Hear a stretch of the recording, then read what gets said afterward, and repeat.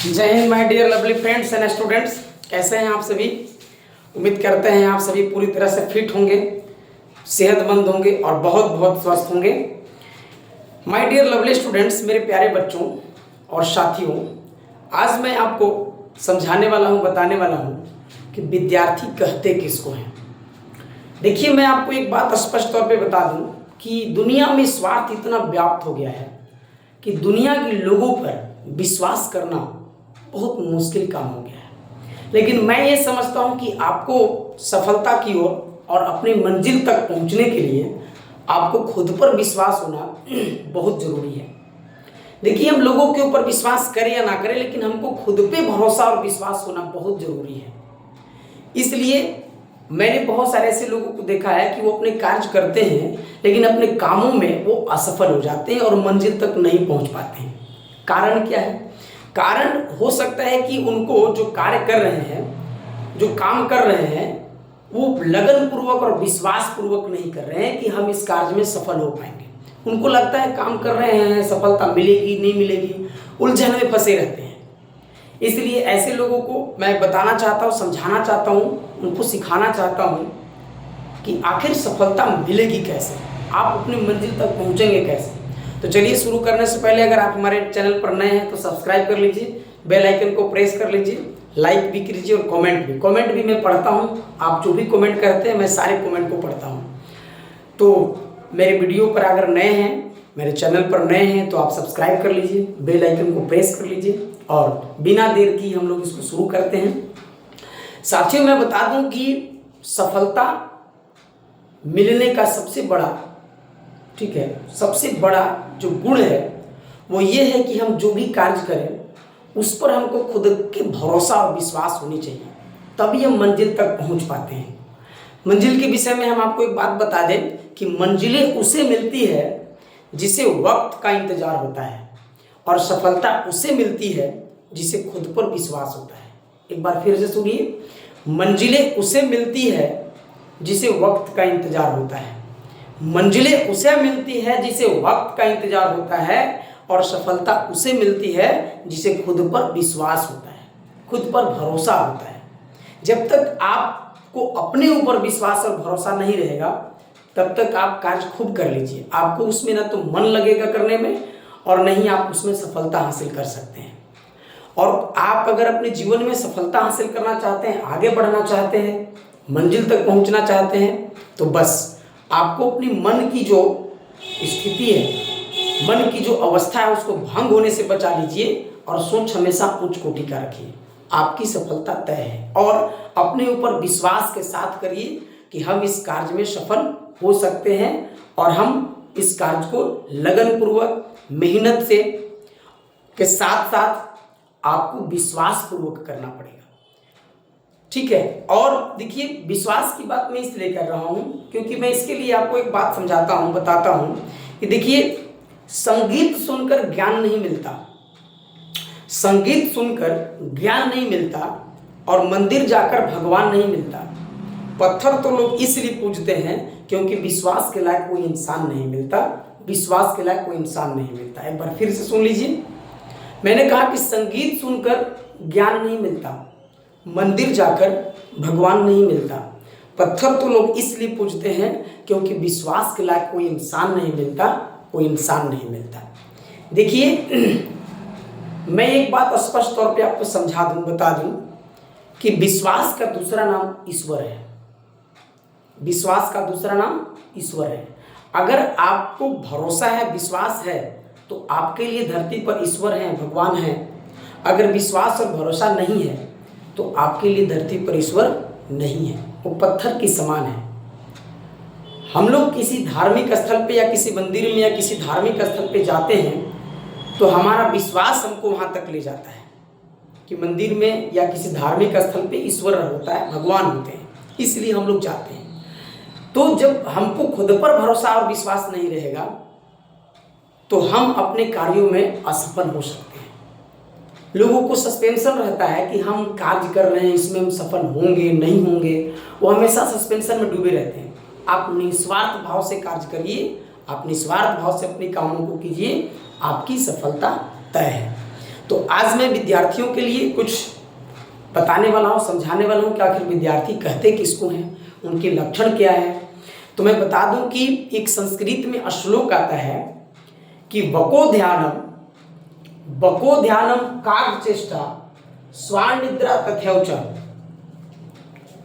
बको ध्यानम काग चेष्टा स्वानिद्रा तथैवच अल्पाहारी गृह त्यागी विद्यार्थी पंच लक्षणम। विद्यार्थी के ही 5 लक्षण हैं। कौन कौन से हैं? पहला बको ध्यानम, दूसरा काग चेष्टा, तीसरा स्वान निद्रा, और चौथा अल्पाहारी, और पांचवा गृह त्यागी। यही 5 है। ये पहला हो गया, दूसरा हो गया, तीसरा, चौथा और ये 5वां। अब इसकी आप व्याख्या सुनिए, समझिए इसको ठीक से। और मैं विश्वास के साथ ये कह रहा हूँ कि जो विद्यार्थी इसको समझ करके और अपने जीवन में उतार लिया, उसको आगे बढ़ने से और उसको अपने कार्यों में सफलता प्राप्त करने से दुनिया की कोई भी ताकत उसको नहीं रोक सकता है। इसलिए मेरी बातों को सुनिए और इसकी व्याख्या समझिए। देखिए, मैं आपको बता दूं, वको ध्यानम, वको का मतलब बगुला होता है और ध्यान का मतलब ध्यान से। आपने कभी बगुले को देखा होगा कि पानी में जब वो चलता है तो धीरे धीरे धीरे धीरे अपने पाँव को बढ़ाता है, और जैसे ही मछली दिखाई देती है उसको टप से चोंच मारकर पकड़ लेती है और खाकर अपनी भूख को मिटा लेती है। यानी बगुले को इतना अकल है कि अगर हम नहीं खाएंगे तो मर जाएंगे, इसलिए उसने पानी में धीरे धीरे धीरे धीरे अपनी पाँव को बढ़ाता है। उसी प्रकार से विद्यार्थी को होना चाहिए कि जब क्लास में, कक्षा में शिक्षक पढ़ा रहे हो तो उनकी बातों को ध्यान से सुने और समझे, और जब भी उनके मुंह से ज्ञान की बात निकले, दिमाग रूपी चोंच से उस ज्ञान को ग्रहण कर ले और उसको सीख ले। ठीक है, तो सबसे पहला लक्षण है बको ध्यानम, यानी विद्यार्थी को बगुले की तरह शिक्षक की बातों को ध्यान से सुनना चाहिए, समझना चाहिए। ठीक है। दूसरा है काग चेष्टा। काग का मतलब कौवा होता है, चेष्टा का मतलब प्रयास करना होता है। काग मीन्स कौवा, क्रो, CROW, क्रो, और चेष्टा मीन्स प्रयास करना। आपने बचपन में एक छोटी सी कहानी पढ़ा होगा, वो 2री, 3री, 4थी क्लास में, कि एक कौवा था जो बहुत प्यासा था। जंगल पहाड़ों में दर दर इधर उधर चारों तरफ भटक रहा था, लेकिन उसको पानी कहीं नहीं मिल रही थी। अचानक एक घड़ा दिखाई दिया। पानी तो था लेकिन उस घड़े के नीचे बॉटम तली में था, वहां तक उस कौवे की चोंच नहीं पहुंच पा रही थी। अब आगे की कहानी तो आप जान ही रहे हैं कि कौवे ने क्या किया, उसमें कंकड़ को डाला। अब आप समझ सकते हैं कि कौवा कितना परिश्रमी होगा कि एक कंकड़ को उठाया, उसमें डाला, उठाया डाला, उठाया डाला, और जब पानी ऊपर आ गया, पीकर अपनी प्यास को बुझा लिया और कौवा मरने से बच गया। यानी कौवे को इतना ज्ञान है, इतना अकल है कि अगर हम पानी नहीं पिएंगे तो मर जाएंगे। हम लोगों को कौवे भर भी अक्ल नहीं है, कुछ विद्यार्थियों को तो कौवे भर भी अक्ल नहीं है, बगुले भर भी अक्ल नहीं है। क्लास में जाएंगे तो काफ़ी उलझ जुलझ काम करते रहते हैं, हरकत करते रहते हैं। इन सब चीज़ों से आप बचिए और कौवे की तरह परिश्रमी बनना सीखिए, मेहनती बनना सीखिए, क्योंकि बिना मेहनत के आपको सफलता मिलने वाला नहीं है। पक्षियों को भोजन मिलता है तो घोंसले में नहीं मिलता है, उसको भी जाना पड़ता है भोजन की तलाश के लिए। पक्षियों को भोजन के लिए, उसको भोजन की तलाश के लिए जाना पड़ रहा है, और हम इंसान को बिना मेहनत के ही सब कुछ मिल जाएगा, ऐसा नहीं हो सकता। इसलिए विद्यार्थियों को दूसरा लक्षण पालन करना चाहिए कि कौवे की तरह परिश्रमी होना चाहिए, मेहनती होना चाहिए। और जो भी शिक्षक, हमारे माता पिता हमें बताएं, समझाएं, उसको ध्यान से समझे, सीखें और उनकी बताए हुए रास्ते पे चलें। देखिए, मैं आपको एक बात और बता दूं कि दुनिया में 3 ऐसे हैं जिनको धरती के जीता जागता देवता के समान माना गया है। पहला माता और पिता, ये 2 के माता पिता और शिक्षक। ये 3 ऐसे हैं जो अपने बच्चे की हमेशा भलाई चाहते हैं। ये हमेशा अपने बच्चों को आगे बढ़ते हुए देखना चाहते हैं। 3 के अलावा मैं चौथी की बात नहीं करता। चौथी आपकी पैर को पीछे खींच सकता है, आपके टांग को पीछे खींच सकता है कि बहुत आगे बढ़ जाएगा तो फिर बहुत ज़्यादा नाम कमा लेगा, बहुत आगे निकल जाएगा, फिर मेरा नहीं सुनेगा। लेकिन शिक्षक, अब मैं शिक्षक हूँ तो मैं थोड़े ना चाहूँगा कि आप हमसे सीख करके आगे ना बढ़ें। हम तो चाहेंगे कि मैं शिक्षक रह जाऊँ, मेरा बच्चा डॉक्टर बन जाए, इंजीनियर बन जाए, कलेक्टर बन जाए, एसपी बन जाए, डीसी बन जाए, आगे बढ़ जाए। हम तो यही चाहेंगे। और किसी के भी माता पिता ये नहीं चाहेंगे कि हमारा बच्चा पढ़ लिख करके आगे ना बढ़े। इसलिए बच्चों आप मेहनत करिए, परिश्रम करिए। ठीक। तीसरा है स्वान निद्रा। स्वान का मतलब कुत्ता होता है, निद्रा का मतलब नींद होता है। यानी विद्यार्थियों को कुत्ते की नींद सोना चाहिए। आप लोगों ने कभी कुत्ते को देखा होगा कि कुत्ता को कहीं से भी थोड़ा बहुत भी खरबर की आवाज़ आता है, खरखुर की आवाज़ कहीं से भी थोड़ा बहुत आता है, कुत्ता तुरंत जग जाता है। तो आपको भी इसी प्रकार से जब सुबह में आपके माता पिता आपको जगाते हो, उठाते हो कि उठ जाओ बेटा सवेरा हो गया, पूरी तरह से फ्रेश होकर तैयार होकर के पढ़ने के लिए बैठ जाओ, तो आपको एक बार में आपकी कान में आवाज़ गया, श्रवण गया, आप सुने और तुरंत उठकर बैठ जाएं और इसके बाद आप तुरंत अपने कार्यों से निवृत्त होकर पढ़ने के लिए बैठ जाएं। इसलिए विद्यार्थी का तीसरा लक्षण है स्वानिद्रा। विद्यार्थी को कुत्ते की नींद सोना चाहिए। नहीं कुंभकर्ण निद्रा में खराटा लिए पड़े हैं और बस कोई कितना भी कह ले पूछ ले, इसका कोई असर नहीं। और आप अपने अंदर आलस्य को समाहित मत होने दीजिए। विद्यार्थियों का सबसे बड़ा दुश्मन है, सबसे बड़ा जो अगर शत्रु है तो आलस्य है। आलस्य विद्यार्थियों को ऐसा जकड़ कर पकड़ता है कि उसको ठीक है बिस्तर से उठने ही नहीं देता। उसको लगता है इसी में आराम है भैया, इसी में सोए रहो चुपचाप। तो आलस्य विद्यार्थियों का सबसे बड़ा घोर शत्रु है, घोर दुश्मन है और ये आपको आगे कभी नहीं बढ़ने देगा। इसलिए मैं कहता हूं कि आलस कभू न कीजिए, आलस करी सो जानी, आलस से विद्या घटे बल बुद्धि की हानि। एक बार फिर से सुन लीजिए, आलस कभू न कीजिए, आलस करी सो जानी, आलस से विद्या घटे बल बुद्धि की हानि। आप अगर आलस करेंगे ना तो आलस से बल बुद्धि की आपका हानि 100% होगा। इसलिए मैं ये नहीं कहता सोना जरूरी नहीं है, आप सोइए। सोने के लिए 6-7 घंटा पर्याप्त है। 6 घंटा, 6.5 घंटा, 7 घंटा आपके लिए पर्याप्त है। बॉडी चार्ज हो जाएगा आपका। लेकिन समय से उठ करके अपने कार्यों में लग जाइए। और मैं आलस के ऊपर आपको विजय प्राप्त करना है, न कि आलस को आप अपने ऊपर विजय प्राप्त करने दीजिए। आलस को समझाइए कि भाई देखो अब सवेरा हो गया, अब मेरे को छोड़ो, मैं उठा बिस्तर से अपने कामों में लग जाऊंगा। ठीक है, मैं इसमें तो समझाने के लिए मेरे पास बहुत सारे शब्द हैं, लेकिन मैं उतना आपको नहीं समझा सकता। बहुत सारे शब्द हैं, लेकिन मैं इतना बता दूं कि आप अपने अंदर आलस को समाहित मत होने दीजिए। एक बार आप बिस्तर से उठ तो जाइए, इसके बाद 1 घंटे बाद, आधा घंटे, 1 घंटे, 2 घंटे बाद आपको बिस्तर पर जाने का फिर मन नहीं करेगा, क्योंकि आपकी दिमाग जो है कामों में लग गया, पढ़ाई में लग गया। तो एक बार आप अपने बिस्तर से उठ करके अपने कामों में दिमाग को लगा तो दीजिए, इसके बाद आपको दोबारा जाने का इच्छा नहीं करेगा। इच्छा कब करेगा? जब आपका बॉडी डिस्चार्ज हो जाएगा। 7 घंटा के लिए तो आपने चार्ज में लगा दिया उसको, बेड रेड सो गया 7 घंटे के लिए, बॉडी आपका चार्ज हो गया। अब जब तक ये डिस्चार्ज नहीं होगा तब तक आप बिस्तर पे जाने के विषय में सोच भी नहीं सकते। चलिए ठीक है। अब है अगला अल्पाहारी, चौथा, 4th है अल्पाहारी। अल्प का मतलब थोड़ा होता है, आहारी का मतलब भोजन होता है। यानी विद्यार्थियों को थोड़ा भोजन करना चाहिए। थोड़ा करने का मतलब ये नहीं कि आप इतना कम कर ले कि आपके अंदर का हड्डी दिखने लग जाए। आप भोजन करिए। उदाहरण के तौर पे आपको समझाते हैं कि अगर आप 10 रोटी खाते हैं, 12 रोटी खाते हैं तो 1-2 कम कर दीजिए। अगर आप 4 खाते हैं तो आधा कम कर दीजिए। अगर आप उससे भी, आपको खाने की क्षमता ज़्यादा है, आप 13 रोटी से भी ज़्यादा खाते हैं तो आपकी क्षमता है, आप अपने अनुसार 1-2 कम कर सकते हैं। लेकिन अगर आप 2 ही खाते हैं तो आप 2 खा लीजिए। ठीक है। तो विद्यार्थी का चौथा लक्षण क्या है बच्चों? अल्पाहारी। अल्प माने थोड़ा, आहारी माने भोजन। रात में थोड़ा कम करिए, क्योंकि भोजन का थोड़ा सा नशा होता है। भोजन करने के बाद थोड़ा आलस लगने लगता है, जम्हाई लगने लगता है, तो आपको बेड पे चला जाना चाहिए। भोजन कीजिए, सीधा बेड पे चले जाइए।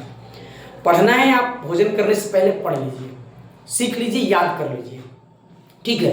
लेकिन भोजन करने के बाद आपको सीधा बेड पे चला जाना है और 6 से 7 घंटे आप सोइए। आपका शरीर पूरी तरह से एनर्जेटिक हो जाएगा। सुबह में उठिए, अपने कामों में लग जाइए। चलिए, मैं उम्मीद करता हूं आपको ये अल्पाहारी समझ में आ गया होगा। गृह त्यागी, गृह का मतलब घर और त्यागी माने त्याग देना, छोड़ देना। आपको उच्च शिक्षा प्राप्त करने के लिए, हायर एजुकेशन प्राप्त करने के लिए कभी कभी घर भी छोड़ना पड़ता है। जैसे उदाहरण के तौर पे समझा दे, गांधी जी बैरिस्टर की पढ़ाई पढ़ने के लिए विलायत गए थे, इंग्लैंड। वहाँ पर जाकर के उन्होंने वकालत की पढ़ाई करी थी। बहुत सारे ऐसे बच्चे होंगे जो अपने गांव को छोड़ करके शहरों में जाते हैं उच्च शिक्षा प्राप्त करने के लिए। तो अगर आपको उच्च शिक्षा कभी प्राप्त करना हो तो आप गृह त्यागी, यानी गृह का मतलब घर, त्यागी मैंने त्याग देना, आपको घर को छोड़ना पड़ता है उच्च शिक्षा प्राप्त करने के लिए। अगर आप जहां आप स्टडी कर रहे हैं, जहां आप पढ़ रहे हैं, अगर वहां बेहतर शिक्षा दिया जा रहा है तो आपके लिए ये सूटेबल नहीं। बस ये 4, ठीक है, ये 4 का आप पालन कीजिए और आपको आगे बढ़ने से कोई ताकत ऐसा नहीं है जो आपको रोक सकता है। और ईश्वर जानते हैं किसका मदद करता है? God helps those who helps himself. English में आपने पढ़ा होगा। मैं 3 से 4 भाषाओं, 5 भाषा को मैं जानता हूँ। संस्कृत भी जानता हूँ, हिंदी भी जानता हूँ, इंग्लिश भी जानता हूँ, नागपुरी भी जानते हैं। लेकिन आपको इस भाषा में भी नहीं, हम इंग्लिश और हिंदी में एक्सप्लेन करेंगे। मैं आपको बता दूं, इसमें आपको 4 की पालन करना है। 4 वको ध्यानम, काकचेष्टा, स्वानिद्रा, अल्पाहारी, और अगर आपको वो शिक्षा प्राप्त करना हो तो आप 5वां गृह त्यागी को भी अपने जीवन में ला सकते हैं। अभी मैंने कहा कि ईश्वर किसकी मदद करता है। इसके लिए मैं एक संस्कृत में आपको श्लोक बताता हूं। कहा गया कि उद्यम साहस धैर्य बुद्धि शक्ति पराक्रम सट यद।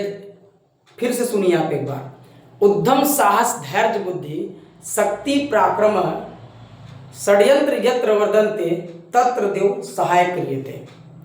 मतलब जिस विद्यार्थी के जीवन में या जिस व्यक्ति के जीवन में, जिस मानव के जीवन में उद्यम साहस धैर्य बुद्धि शक्ति और पराक्रम, यह 6 गुण जिसके जीवन में होता है, अंतर्यामी देव अर्थात परमात्मा अर्थात ईश्वर उसकी पग पग पर सहायता करता है।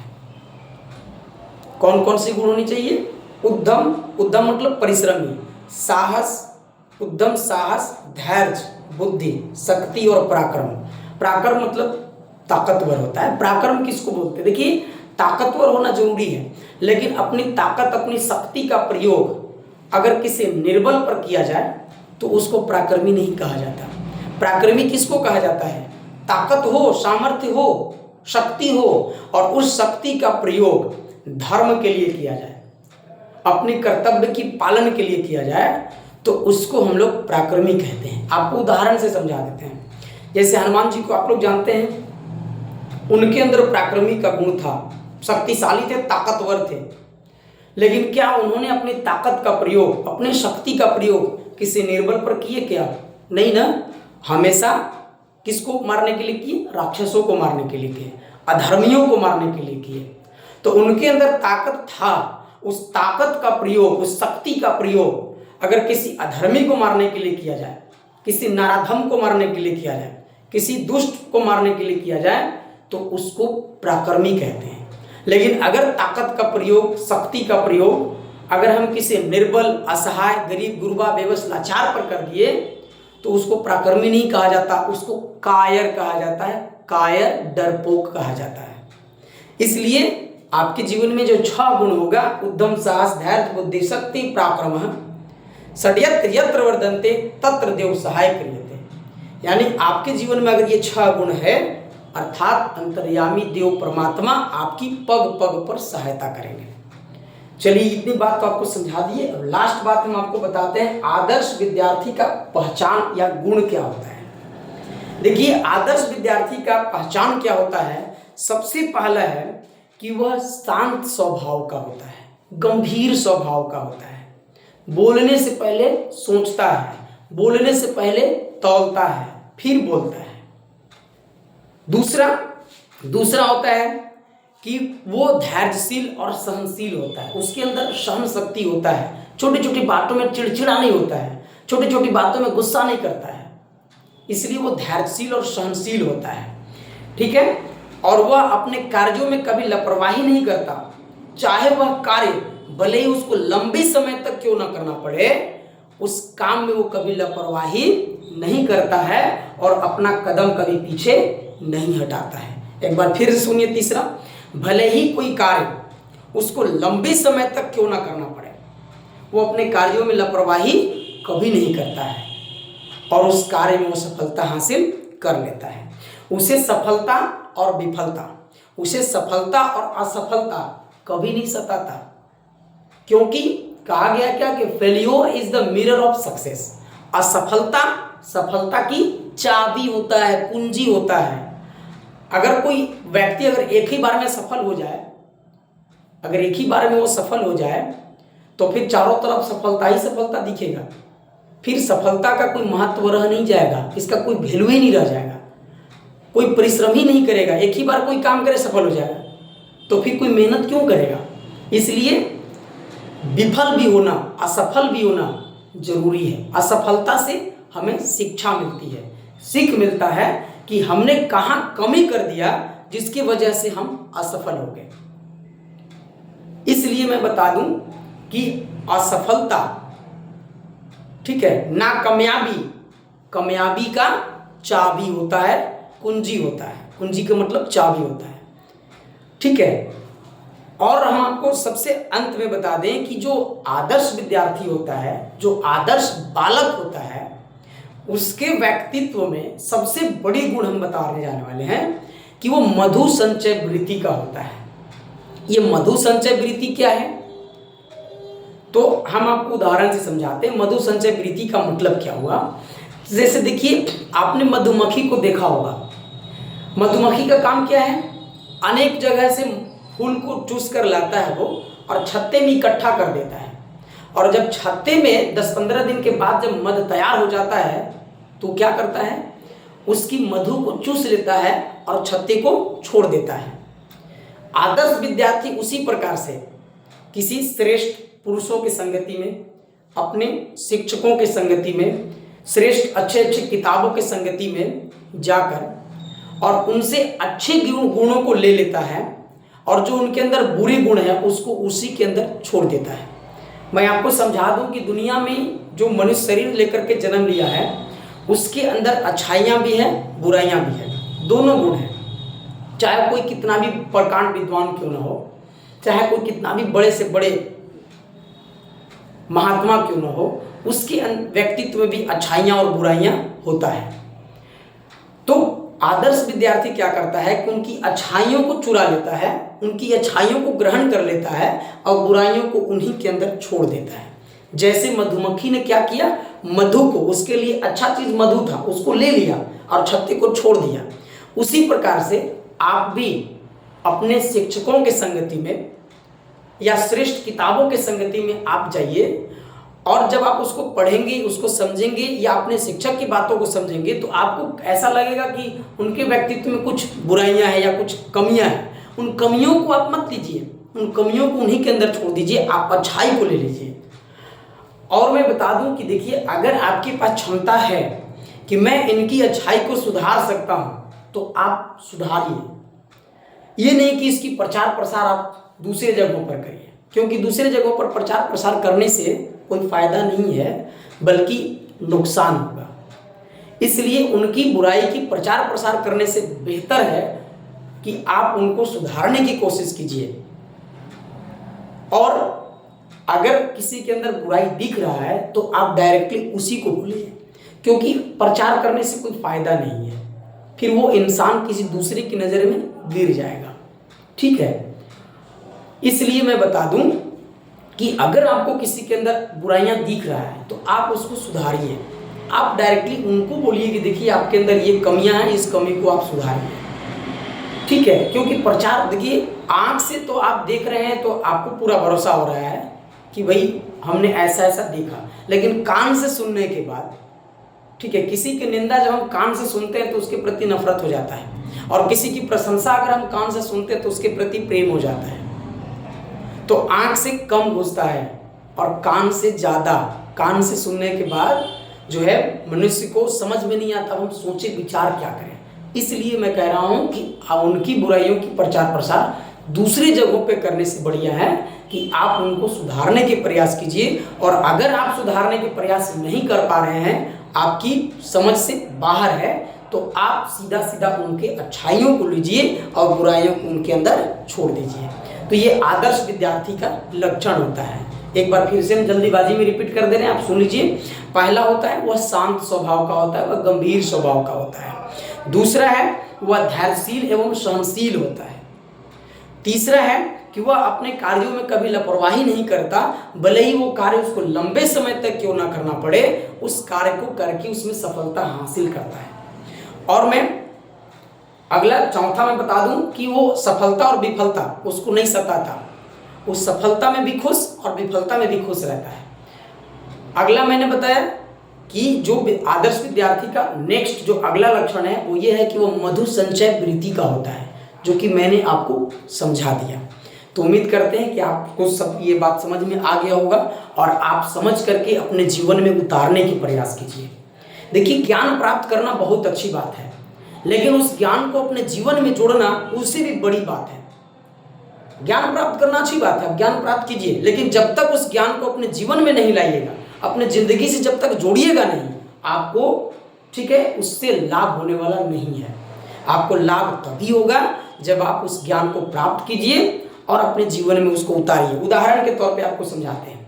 देखिए, पूरे संसार में जितने भी लोग हैं सबको पता है चोरी करना गलत है, अपने माता पिता की आज्ञा का पालन करना चाहिए, अपने शिक्षकों का सम्मान करना चाहिए, उनकी बताए हुए रास्ते पे चलना चाहिए। लेकिन आप हमको बताइए, कितने लोग अपने माता पिता की आज्ञा का पालन करते हैं? कितने लोग अपने शिक्षक के बताए हुए रास्ते पे चलते हैं?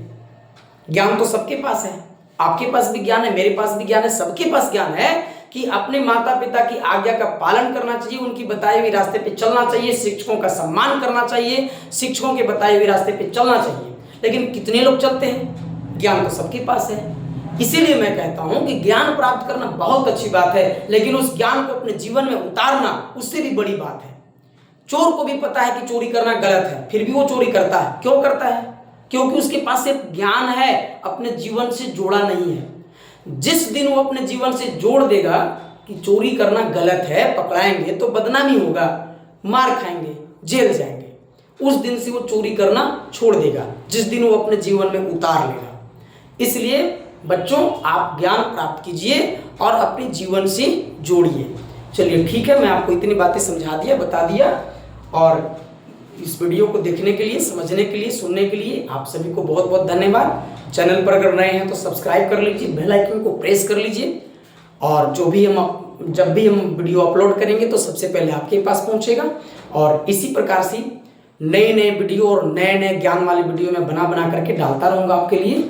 आप देखिए, सुनिए, समझिए, सीखिए और अपने जीवन में उतारिए। चलिए, बहुत बहुत धन्यवाद।